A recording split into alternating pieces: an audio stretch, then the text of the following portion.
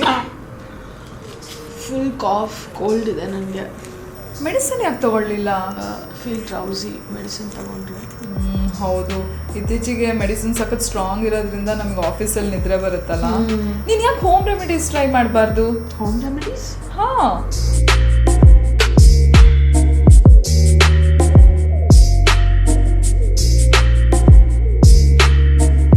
ಹೌದು. ಶುಂಠಿನ ನೀನು ನೀಟಾಗಿ ತೊಳ್ಕೊ. ಶುಂಠಿ ಬೇರಲ್ವಾ, ಸೊ ಮಣ್ಣೊಳಗಿರುತ್ತೆ, ತುಂಬಾ ಮಣ್ಣು ಅಂಟ್ಕೊಂಡಿರುತ್ತೆ. ಅದನ್ನ ನೀಟಾಗಿ ತೊಳೆದ್ಬಿಟ್ಟು ಸಿಪ್ಪೆನೆಲ್ಲ ಸುಲ್ಬಿಟ್ಟು ಸಣ್ಣದಾಗಿ ಹೆಚ್ಚಿಬಿಟ್ಟು ನೀರಿಗೆ ಹಾಕಿ ಬಾಯ್ಲ್ ಮಾಡು. ಅದು ಬಾಯ್ಲ್ ಆದ್ಮೇಲೆ ಗ್ಲಾಸಿಗೆ ಹಾಕೊಂಡು ಒಂದು ಸ್ಪೂನ್ ಹನಿನ ಹಾಕೊಂಡು ಚೆನ್ನಾಗಿ ಟರ್ನ್ ಮಾಡಿ ಕುಡಿ. ಅಷ್ಟೇ ಅಲ್ಲ, ಶುಂಠಿನ ನೀನು ನೀಟಾಗಿ ಸುಲ್ಬಿಟ್ಟು ಚೆನ್ನಾಗಿ ಸ್ಮ್ಯಾಶ್ ಮಾಡ್ಕೊ, ಆಯ್ತಾ? ಅದಕ್ಕೆ ನೀನು ಒಂದು ಸ್ವಲ್ಪ ಪೆಪ್ಪರ್ನ ಹಾಕೋ, ಆಮೇಲೆ ಒಂದು ಸ್ಪೂನ್ ಹನಿನ ಹಾಕೊಂಡು ಬಾಯಲ್ಲಿ ಅಗಿತಾ ಇರು. ಬೇಡ. ಸರಿ, ಅದಿಲ್ಲ ಅಂದ್ರೆ ಇನ್ನೊಂದಾದ್ರೂ ಮಾಡು. ನೀನ್ ಮಲ್ಗಕ್ಕೆ ಹೋಗೋಕ್ಕೂ ಮುನ್ನ 1 ಗ್ಲಾಸ್ ಬಿಸಿ ಹಾಲು ತಗೋ, ಅದಕ್ಕೆ ಒಂದು ಸ್ವಲ್ಪ ಅರಿಶಿನ ಹಾಕೋ, ಆಮೇಲೆ ಒಂದು ಸ್ವಲ್ಪ ಹನಿನ ಹಾಕೋ. ಇದನ್ನ ಕುಡಿದ್ಬಿಟ್ಟು ಮಲ್ಕೊಂಡ್ರೆ ನಿನ್ ಶೀತ ಕೆಮ್ಮು ಎಲ್ಲ ಹೊರಟೋಗ್ಬಿಡುತ್ತೆ. ಇದೊಂಥರ ಆಂಟಿಬಯೋಟಿಕ್ ತರಾನೇ ವರ್ಕ್ ಆಗುತ್ತೆ. Okay, I'll try. Thank you. So ನಾಳೆ ನೋಡೋಣ, ನೀನು ಹುಷಾರಾಗ್ಬಾ. Okay, bye. ಬಾಯ್.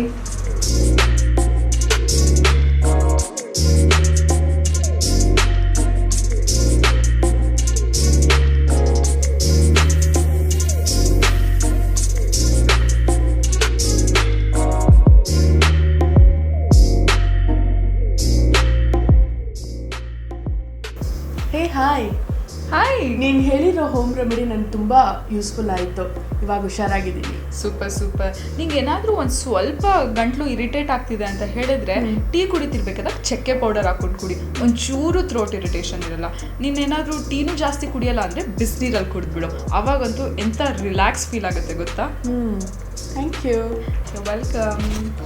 ನೋಡಿದ್ರ ವೀಕ್ಷಕರೇ, ಬರೀ ಈ 3 ಹೋಮ್ ರೆಮಿಡಿ ಅಲ್ಲ, ಇನ್ನೂ ತುಂಬ ಹೋಮ್ ರೆಮಿಡೀಸ್ ಇರುತ್ತೆ. ನಮಗೇನಾದರೂ ಶೀತ ಮತ್ತು ಕೆಮ್ಮಾದರೆ ಈ ಹೋಮ್ ರೆಮಿಡೀಸೇ ಮಾಡ್ಕೊಬೋದು. ಇವಾಗ ತುಳಸಿ ಎಲೆನೇ ತೊಗೊಳ್ಳಿ, ಅದನ್ನ ನೀಟಾಗಿ ತೊಳಿರಿ, ಯಾಕೆಂದರೆ ಮಣ್ಣಿರುತ್ತೆ, ಇಲ್ಲಾಂದರೆ ಕೆಮಿಕಲ್ಸ್ ಇರುತ್ತೆ.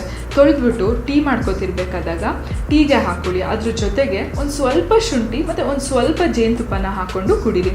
ಇಲ್ಲ ಅಂತ ಹೇಳಿದ್ರೆ ತುಳಸಿ ಎಲೆನ ತುಂಬ ನೀಟಾಗಿ ತೊಳೆದ್ಬಿಟ್ಟು ಅದನ್ನು ದಿನ ಪೂರ್ತಿ ತಿಂತಾನೆ ಇರಿ. ತುಳಸಿ ಎಲೆ ತಿನ್ನೋದ್ರಿಂದ ಆಸ್ತಮಕ್ಕೆ ತುಂಬ ಒಳ್ಳೆಯದು. ಆಸ್ತಮನ ಕಂಟ್ರೋಲಾಗಿಡಿಸುತ್ತೆ.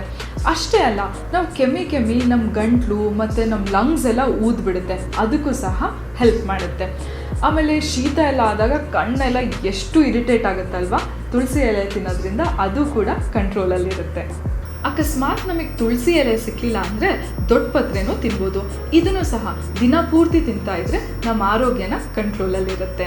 ಇದನ್ನು ಚಿಕ್ಕವರಿಂದ ದೊಡ್ಡೋರ್ವರೆಗೂ ತಿನ್ಬೋದು. ದೊಡ್ಡ ಪತ್ರೆನ ಒಂದಲ್ಗೆ ಸೊಪ್ಪು ಅಂತಲೂ ಕರೀತಾರೆ.